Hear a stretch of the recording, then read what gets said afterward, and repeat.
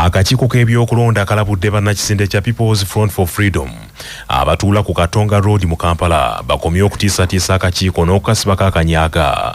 Akakiiko kabalagidde nti bakaleke kakole emirimu gyako mu bwegendereza. Akakiiko k'ebyokulonda okuva mu mbeera kivudde ku bannakisinde kino olwaliro okutuuza olukuŋŋaano lwa bannamawulire ne beewera okulumba ekitebe ky'akakiiko ak'ebyokulonda beekalakaase okuwakanya ekyokulwawo okuwandiisa ekisinde kyabwe okufuuka ekibiina ky'ebyobufuzi. Ssentebe w'akakiiko k'ebyokulonda Simon Mugenyi Byabakama alabudde bannakisinde kino nti akakiiko tekagenda kuzinira kontoli zaabwe era tewali agenda kubakozesa mirimu gyabwe mu kupapirira okuliwo.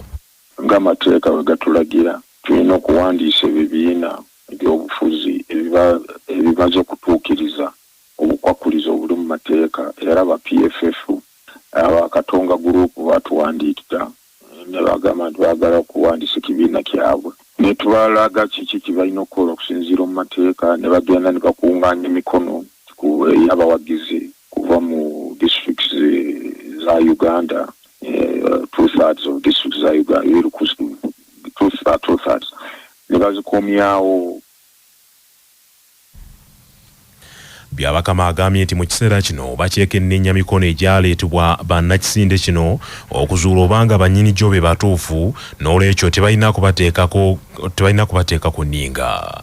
Ffe tetumalaga stampinga bye baba baleese olw'okuba nti gano district egindi bafunye amannya ag'abawagizi bwe gati tetumala gassaako mukono. Tulina okuddayo mu districts ddala tukakase nti abantu abo abali ku lisiti ezaweebwa ekibiina kyonna ekyetaaga okwewandiisa batuufu bawagira kaweefube w'ekibiina ekyo kwewandiisa oba bamala gateekako mannya kubanga amateeka ge gatulagira naffe okukola ekyo tulina okufuuka ate nno babavako twawandikira abakulu abo nga tubategeeza nti exercise ey'okakasa mannya age mwateekako nga bawagizi bammwe twakakasa bwe gati.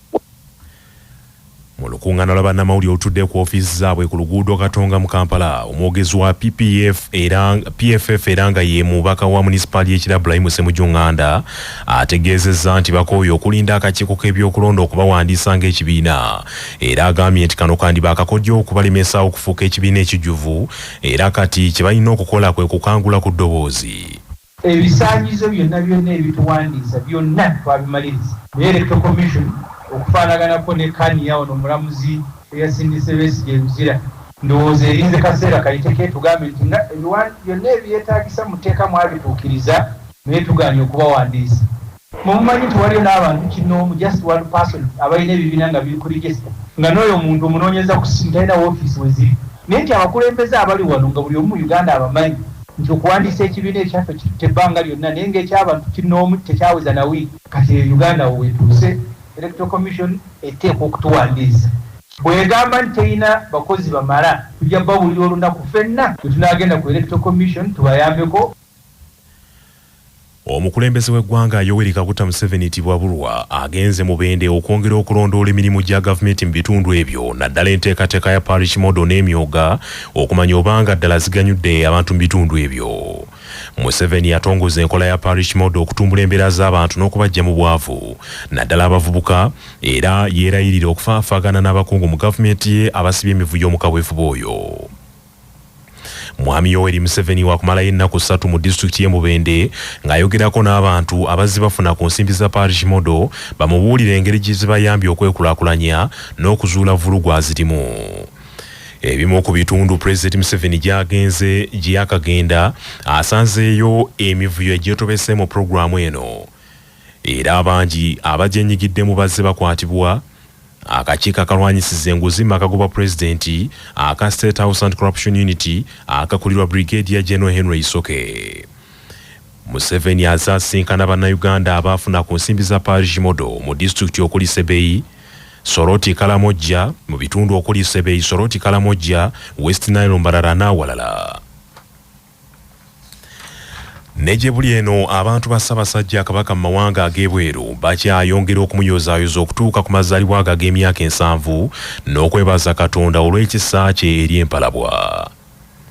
Omubaka wa Ssaabasajja Kabaka mu ssaza ery'e Canada Oweekitiibwa Esther Namakula Muyinda ategeezezza nti ekiseera kyonna bazze bawulira eddoboozi y'amasomogi era ne bateeka mu nkola okulagira kwe nga ku mawanga gye bali babeesiimisa olw'okwagala n'okubeera abawulize eri Namulondo ekitali mu nsi ndala.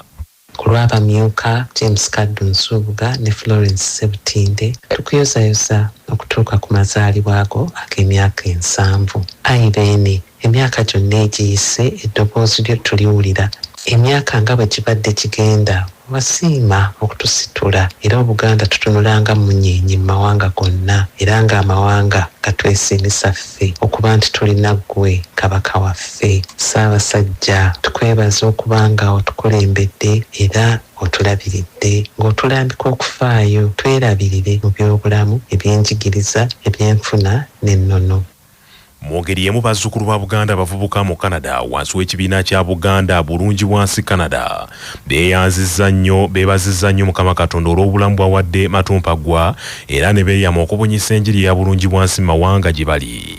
Ssaabasajja Kabaka, nze omuzaanawo Nakayiwa Angela awamu ne Nalwanga Jovia wamu nange Baze Eddie ku lw'abazaana n'abaddu bo abavubuka Buganda bulungi bwansi Canada tukuyozaayoza emyaka 7 egy'ekitiibwa otulamudde bulungi nnyo ayi Ssaabasajja. oli mutebi ddala atebuka abalabi ba Buganda. Muwenda eyawandulwa essanyu lya Buganda. Ronald eyalondebwa Katonda. Magulu Nyondo bwe tukulaba otukubagiza ebintu bingi kyetuva twesiima ennyo bwe waddira omulembe gwo n'oguwaffe abavubuka. Tweyanze ayi Ssaabasajja. Nga abavubuka Buganda bulungi bwansi Canada tuwera okuba abawulize eri Namulondo. Manya obuvuna obuddo obw'eddembe lyo tonyigirizibwa ddembe lyo ery'obwebange. Ddembe lyo akutusibakuna Herbal Mouthwash ly'eddagala ettuufu yennakakasa mu kujjanjaba endwadde z'amannyo. Amannyo gakuluma gasannyalala senyesa nnana naye weegendereza abafere tebakuguza kappa mu kutiya musange mu famasi zonna. Yakakasibwa National Drug Authority nga bali wamu ne langi wa Global aleetawo enjawulo ku bisenge. Weefunire langi ya Global ku hardware yonna ekuli okumpi. Global Paint, a reliable product. nga bali wamu ne Baluswata Property Consultants batunda ettaka ku nguudo zonna eziyingira n'okufuluma ekibuga. Va mu by'ettaka lyakulukuta ennyumba ya kyama basange ku ofiisi yaabwe ekyengera opposite Orange City essimu 0704 80 1905. Singa oteeka obulamu bw'omukati abaganga okigenderedde, kooti eyinza okugaana okulagira okukuliyirira nga munnamateeka Judy Mbabaali bw'annyonnyola. Katugeze waliwo emmotoka ya taxi eva Kampala egenda Masaka naye ng'omaze okufuna obujulizi bwonna obulaga nti emmotoka eyo ebiziyiza byayo tebikola era esobola okufuna akabenje ng'eri mu Lwera naye gwe n'ogamba nti njagala genda mangu bizinesi zange zifa n'olinnya emmotoka eyo neefuna obuzibu nga buvudde ku biziyiza ng'ate wakitegeddeko olwo ne bw'ogenda mu kkooti guyinza okukusingirayo kubanga emmotoka wagiraba nti teriiko biziyiza era n'ogituulamu ng'otegedde nti emmotoka erina obuzibu n'olwekyo kiba kitegeeza nti weeteeka mu lisiki ng'ogirabye tewandigenza ate kutawaanya kkooti. Abasuubuzi mu Kampala n'abakozesa olutindo olw'ekaluma basanyufu olw'olutindo luno okuggulwamu mu butongole olwaleero bagambye nti kyakuzzaawo ebyobusuubuzi ebibadde biddiridde mu kitundu ekyo. Minisitule y'ebyentambula n'enguudo gye buvuddeko yaggala olutindo lw'ekaluma olw'ennyanfa ezaaluggyamu esobole okuluddaabiriza era n'ebidduka ne biyimirizibwa okukozesa oluguudo olwo. Ekyavaako entambula okutaataaganyizibwa naddala emmotoka ezeetika ebyamaguzi ezirina okwekooloobya mu bitundu ebyewala okutuuka mu South Sudan. Wabula olwaleero kikakasiddwa nti olutindo lw'omugga Kaluma lugguddwawo abantu okuddamu okulukozesa.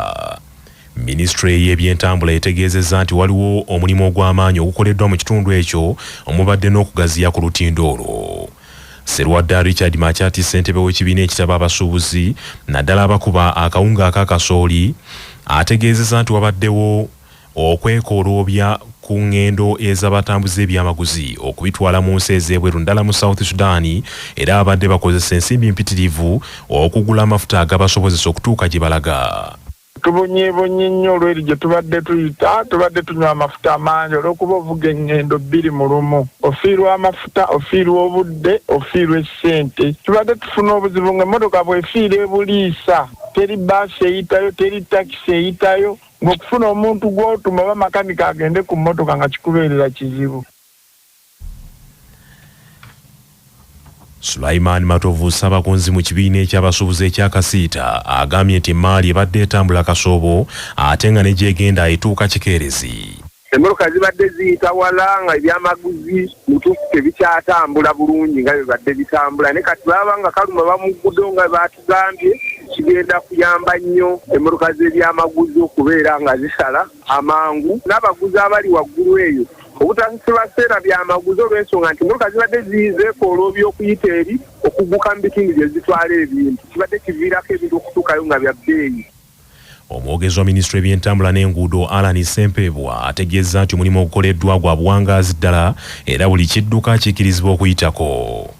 Ekidduka kyonna ekinene n'ekitono kisobola okuyitawo mu kaseera kano era mabegako lulinga n'ebinene tebiyitako nga tuyisaawo ntonotono naye bwe tuba nga tutuuse ku level ey'okuba nti kati emmoloka zonna ziyitako kitegeeza omulimu gwawedde. Kijja n'okutegeezaako nti deeke eyo eyitako emmotoka eyo ey'okungulu eyo waggulu okwo gye tuyita bridge deck yaweereddwa lifespan ya myaka kati kumpi 5 ng'ekyatambuza ebidduka.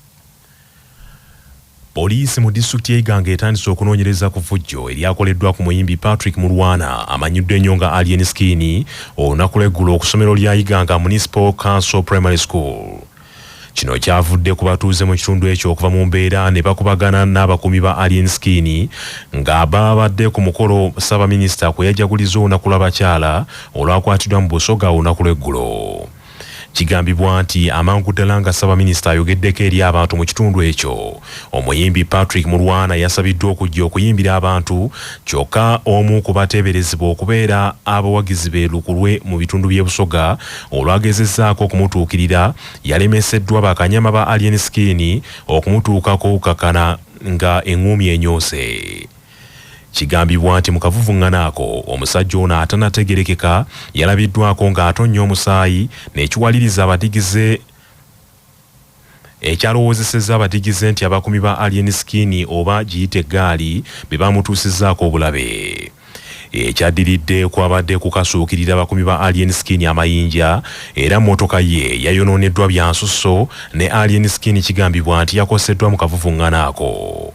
Ayogerera poliisi mu Busoga East Michael Kafayo agambye nti effujjo eryakoleddwa lyabadde teryetaagisa ku mukolo ogwo era buli anaazuulwa nti yalibaddemu n'omukono agenda kukwatibwa. Poliisi yategeezeddwa nti wabaddewo omuntu eyavudde mu kibinja ky'abantu ababadde baze ku mikolo n'ajja ku stage ayagala kulinnya abuuzeeko ku Alien Skin. Babodyguard ba Alien Skin bakanyama baamulemesezza wabaddewo akavuvuŋŋano mu kavuyo ako ono oba baamukoonyeeko yeekoonya ennyindo n'atandika okuyiika omusaayi nga gumuva mu nnyindo. Ekyo kyanyiizizza abawagizi awo ne basalawo okutandika okuba amayinja naye poliisi etandise okunoonyerezaako okulaba bano baani bantu ki bano abaakoze akavuyo ng'ako.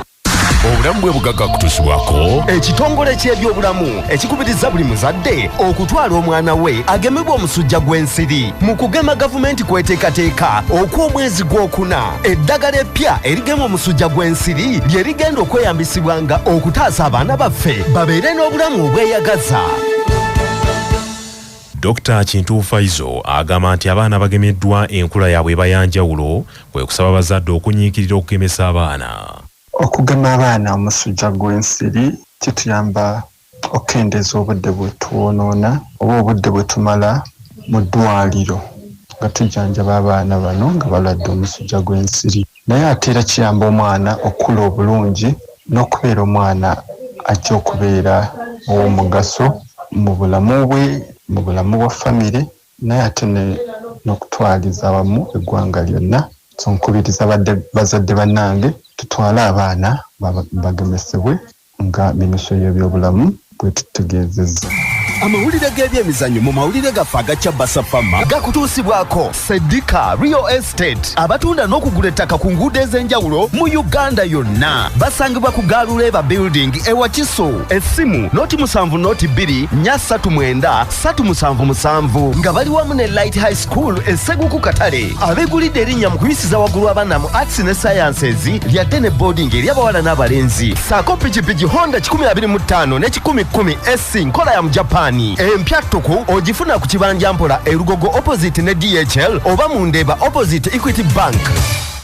Olukiiko luddukanya emizannyo gy'amasomero ga siniya agali ku musingi ogw'Obuyisiraamu egya Umeya Solidarity Games lulangiridde nti kampuni ya Mavid Pharmaceuticals yeegasse ku bannamikago abavujjirira empaka ez'omwaka guno.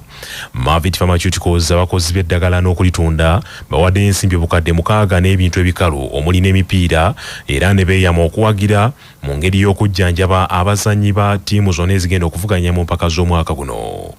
Empaka za Umeya Solidarity Games zigenda kubaawo okuva nga 17 okutuusa nga 21 omwezi guno ku ssomero lya Namagabi Secondary School e Kayunga.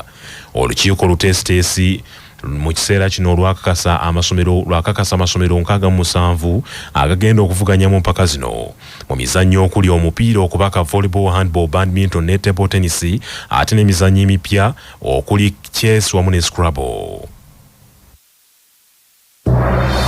Amawulire okuva ebweru w'eggwanga gakutuusibwako M-Chad Industries abakukolera M-Chad Black Tea, amajani kawoomera ne M-Chad Muchuzi Mix akanzaali akazitoya enva. Bisange mu maduuka gonna. Essimu noti 75 noti 668 481. Obwama bukyayitingana mu nsi ya Gaboni oluvannyuma lwa gavumenti mu ggwanga eryokulangirira abadde pulezidenti ow'ekiseera munamagye Bryce Oligui Nguema.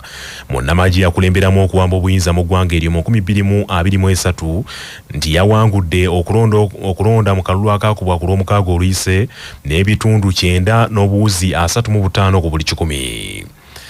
Munamagye Bryce Oligui Nguema w'emyaka 50 obuwanguzi bwe bukyayogeza bangi ebikankana mu ggwanga eryo era nga ono kigambibwa nti yawangudde eyaliko ssabaminisita w'eggwanga eryo Alain Claude nga yafunye obululu ebitundu 3 byokka ku buli 100.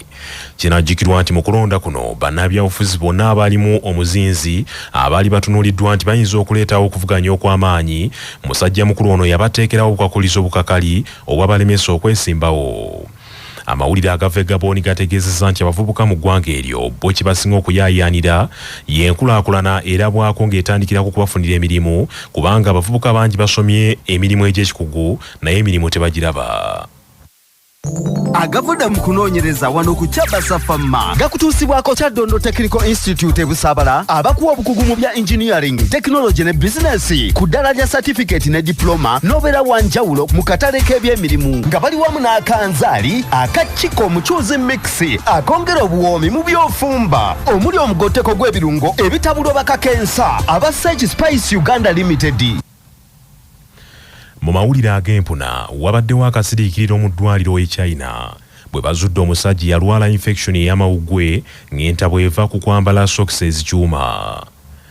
Ku ddwaliro ly'amagye lya Southwest Hospital mu kibuga Chinking abasawo baguddewo n'ekigo bwe beekebeza omusajja yatwaliddwayo ng'omukka abakamubake kwe kuzuula infection ey'amaanyi ku mawuggwe.